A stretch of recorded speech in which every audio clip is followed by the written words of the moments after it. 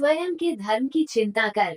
एक आदमी तालाब के किनारे बैठकर कुछ सोच रहा था। तभी उसने एक पानी में किसी के डूबने की आवाज सुनी और उसने तालाब की तरफ देखा तो उसे एक बिच्छू तालाब में डूबता दिखाई दिया। अचानक ही वह आदमी उठा और तालाब में कूद गया। उस बिच्छू को बचाने के लिए उसने उसे पकड़ लिया और तालाब के बाहर लाने लगा। इससे घबराकर बिच्छू ने उस आदमी को डंक मारा। आदमी का हाथ खून से भर गया। वो जोर जोर से चिल्लाने लगा।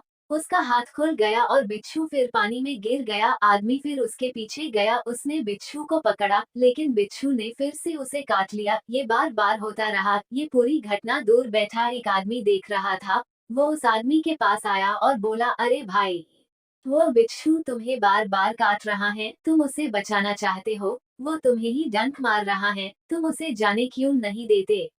मर रहा है अपनी मौत, तुम क्यों अपना खून बहा रहे हो? तब उस आदमी ने उत्तर दिया, भाई, डंक मरना तो बिच्छू की प्रकृति है, वह वही कर रहा है, लेकिन मैं एक मनुष्य हूँ और मेरा धर्म है दूसरों की सेवा करना और मुसीबत में उनका साथ देना। अतः बिच्छू अपना धर्म निभा रहा है और मैं मेरा। इसमें छुपी शिक्षा। सभी को अपने धर्म और कर्तव्य का निर्वाह करना चाहिए। दूसरा चाहे जो कर रहा हो, आपके धर्म में उसकी करनी से कोई असर नहीं होना चाहिए। हर व्यक्ति का अपना अपना धर्म है जो नियति और परिस्थिति ने तय किया है, जिसका निर्वाह उसे करना है और निर्वाह करना चाहिए। फल की चाह से कर्म करना व्यर्थ है, क्योंकि केवल आपके कर्मों का प्रभाव आप पर नहीं पड़ता। संसार के सभी लोगों के कर्मों का प्रभाव एक दूसरे पर पड़ता है।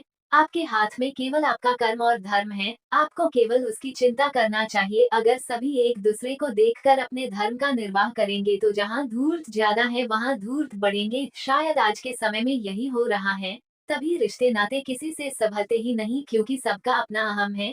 कोई आगे बढ़कर रिश्तों का निर्वाह करना ही नहीं चाहता, जिसका फल ये है कि परिवार बस 2 से 4 लोगों के बीच सिमट गया है और यही हाल मित्रता का भी हो गया है।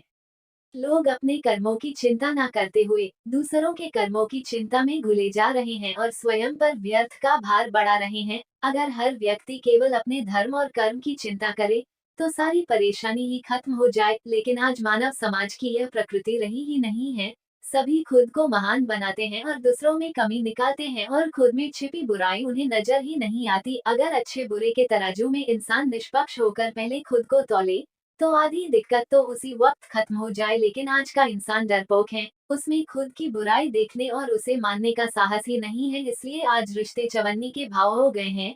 एक नाजुक धागे की तरह टूट टूट कर गांठ में बंध रहे हैं और बस दिखावे के हो गए हैं। स्वयं के धर्म की चिंता कर ये आज के वक्त के लोगों के गुणों को बता रही है। कैसे व्यक्ति का धर्म दूसरों के कर्म के हिसाब से बदल जाता है और एक दूसरे को देख सभी कर्तव्य को छोड़ देते हैं।